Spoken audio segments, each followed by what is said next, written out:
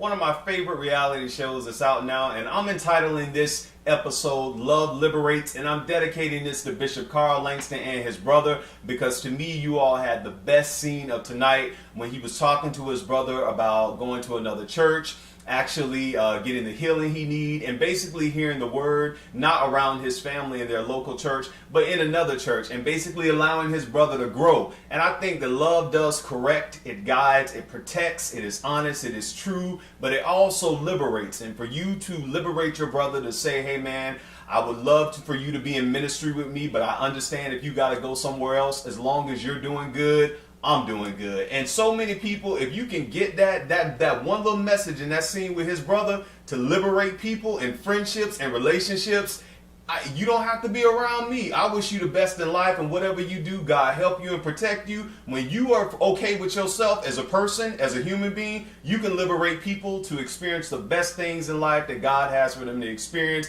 knowing that as long as they're okay, you're going to be okay. So moving along with this episode, it opens up with Bishop Vaughn. Bishop Vaughn is out exercising. I was happy to see her exercising, her and her daughter. I'm happy with anybody out there exercising, because you got to take care of your health as well as yourself mentally and physically as well, financially, and all that good stuff. So they're exercising in the park, and they start talking about her grandson Andrew, who is having some tough times in life right now. He's been in and out of jail, he's been on the street, he's been hustling, doing some of that stuff, and his mother is basically saying that she likens his problems to not having a father in his life.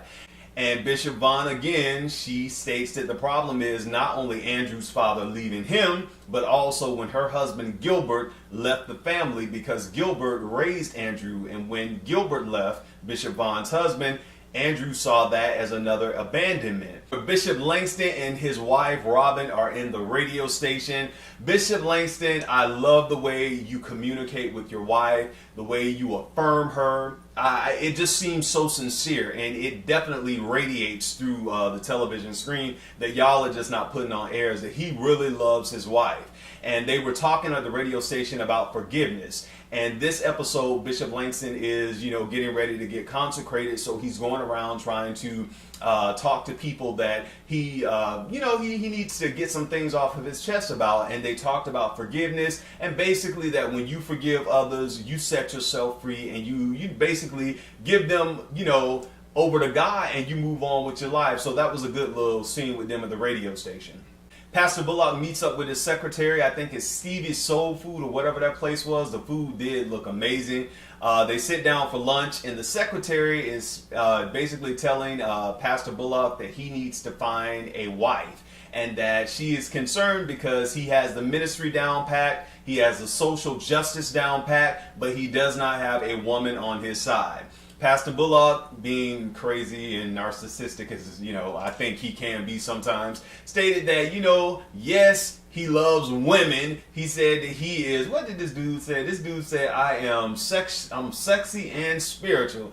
I'm like, typical Pastor Bullock. He was like, but he needs a woman who is a super sexy Rosa Parks, somebody like Mary McLeod Bethune, all this kind of stuff that, he's going off in this whole, Renaissance man speech. And the secretary basically states, you know what, I'm going to try to find a lady for you. I'm going to find somebody, because I don't think it's good that you should be alone. Now, I understand when people, look at your life and they think, I don't understand that. I don't understand why people think because you're single that you're not happy, or you're not having fun, or that you're not complete because you don't have somebody. Actually, I don't believe nobody completes you. I believe you're already complete, and if somebody comes in your life, they're only adding to your life what you should already be doing and adding for yourself. I don't think nobody comes in and complete me. I'm already complete, because if you die, I'm not going to be half of a person, or if you leave, I'm not going to be half of an individual. I'm complete in Christ. So that's just my take on it. Y'all could be half of somebody if y'all want to, but I'm already a complete person, and all you can do is multiply and add to my life. But Bishop Bullock has that same mentality too, because he's saying, I'm good right now until I find the right one for me. You can try to hook me up, but if it doesn't go well, then hey, it doesn't go well, and then I'm back onto my design assignment that God gave me. Bishop Vaughn is in the church, and her grandson walks in, And this is where reality TV doesn't really go well with me. When she, if she was so concerned about her grandson, and I know she is, I'm just saying that the editing on this was not good. When her grandson walks in, she didn't seem enthusiastic about seeing her grandson. It was just like, oh, okay, hey, let's just do this scene real quick. Now that's just me, but moving on. Her grandson comes into church and she sits down and she talks with him. And basically she tells him, I know, you've been in and out of jail, you've been running the streets, and I'm concerned about you. And the grandson basically told her, look, I'm doing fine.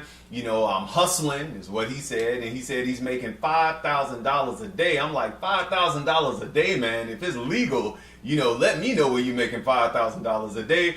And in the confessionals, Bishop Vaughn stated, where are you going to make $5,000 a day and you're not working on nobody's 9 to 5? I'm like, yeah, that's what I want to know. So we know, from what he's saying, he's doing some illegal activity. And basically she talks to him about having a father figure in his life. And I agree with what her grandson Andrew stated. He basically said, it did affect him when his dad left, and it affected him when his grandfather left, but he can't hold on to that now because he's a grown man and you can't keep looking back to the past. And I agree with that. I agree at some point you got to man up, or you got to woman up and say, mama didn't do what she was supposed to do. Daddy didn't do what they were supposed to do. But at what point did you become responsible for your life and, take the initiative to do what you need to do to make your life work? At what time do the excuses stop? So I agree with Andrew on that. So basically he's taking responsibility as a grown man for what's happening in his life. But Bishop Vaughn tells him, when your grandfather left, that really affected you, and he agreed. And basically she told him that she wanted all the family to get together for counseling, which counseling, I'm never against counseling. Christian counseling, regular counseling. If you need counseling, go get counseling. And Bishop Vaughn stated during the confessional that if a child grows up without a father, it makes them vulnerable to different attacks. And I do agree with that. I do think that some things, happen in many people's lives, especially a lot of young boys and young girls' lives, because girls need their father too. That happen to them because they don't have that father figure role model. So it's always good when you can see reality TV that's showing the father figure there. Like I didn't mention on the last episode when Bishop Shelby took his daughter on that date. That was awesome for daughters to tell their little girls and their boys who you are, because I believe that a father speaks into your life. And that's why so many people always say my father in ministry or my spiritual father, because a father really speaks in your life and kind of tells you who you are. Bishop Bullock is on a date with a young lady. They went to a nice restaurant.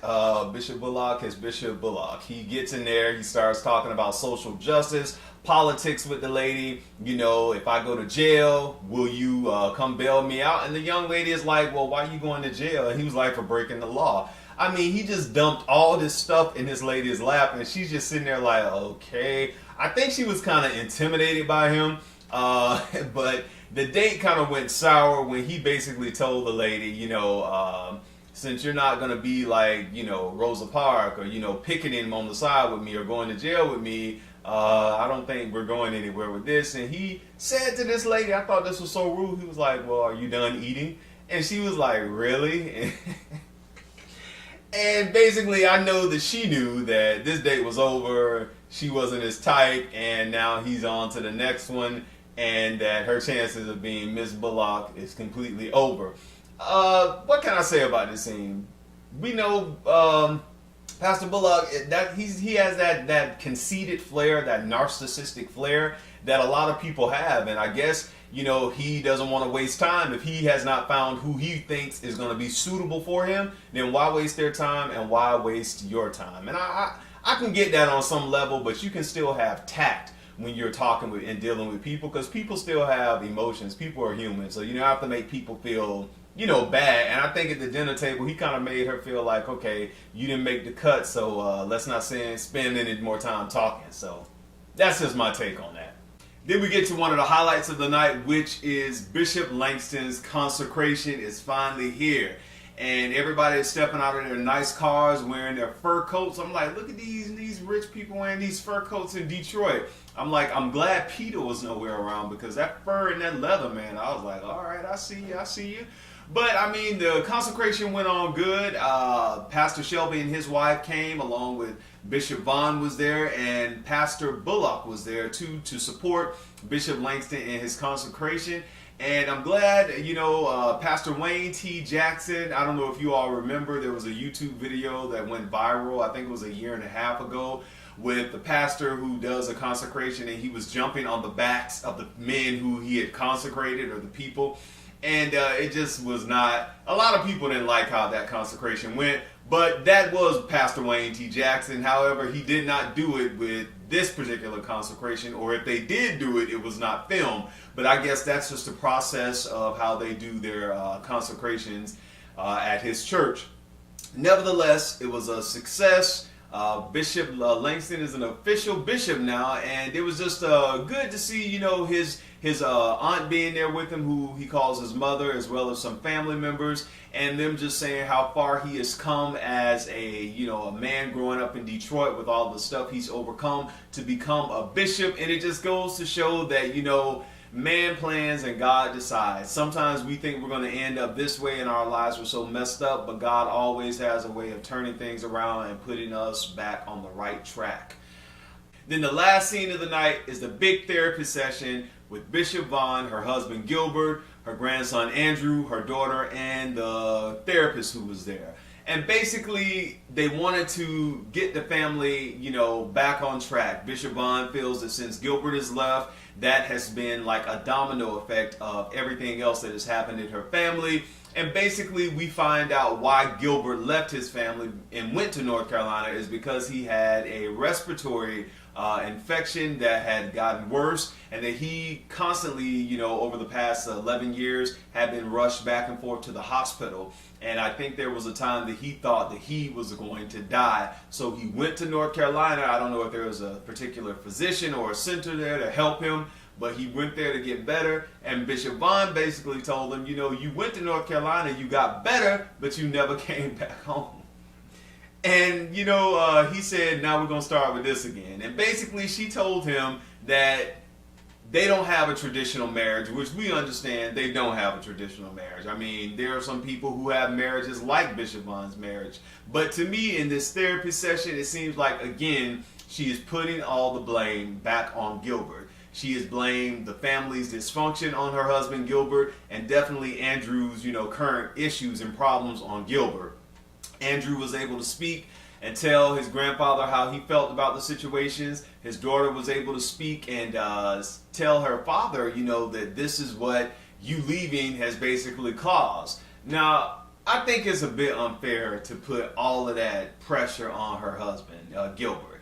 I mean, Gilbert leaving may have caused certain things, but at certain points in your life, you got to take accountability. You know, you can only blame mama and daddy for not being there for so long. Then you got to look at your own actions and see some of the things that you caused, that you put yourself in those situations that have caused the results in your life. Bishop Vaughn tells her husband, you know, if you think I'm going to leave my assignment just to be married with you, no, that's not going to happen. And Gilbert basically says, if you want to fix that, we can fix it now. Which I'm like, whoa, is he talking about divorce? I mean, what's going on here? And I don't really think they accomplished much in this therapy session, but I think the basis of this is that they're going to continue with family therapy, which I think will be good for them and which will definitely help Bishop Vaughn heal, as well as her husband and her grandson and her daughter. So that was all that was on this episode tonight. It was a good episode. It's still keeping me interested. Preachers of Detroit. Looking forward to next week's episode. And until next time, I'm your boy Dawson. Take care of yourself. Love yourself. Always do good things. Peace.